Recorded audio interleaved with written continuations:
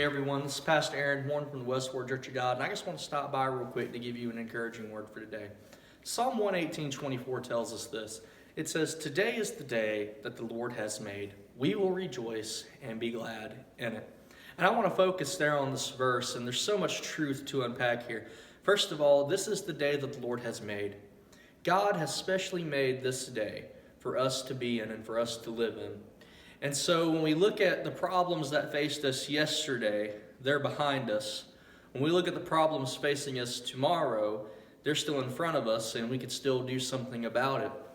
And so let's use the day that God has given us to really focus in on Him and say, Lord, what do you want from me today? This is the day you've made. I didn't make it, so I certainly don't have any rights to it. But God, you made it, and so it belongs to you.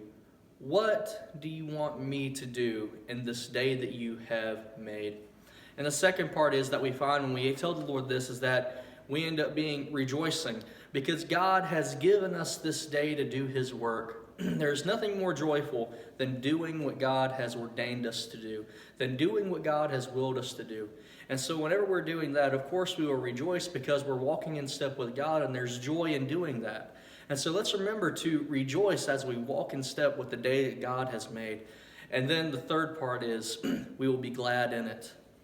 And certainly whenever we are looking at a new day and whenever we're looking at the fact that we're walking in step with God and in His joy, or rejoicing in it, there's certainly going to be a moment where you are glad in it, where you're so thankful that God, you've given me this day to do what you want me to do.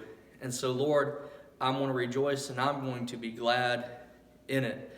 Because gladness is something that comes to us whenever we're really walking in step in our purpose and in our calling and doing what God has ordained us to do.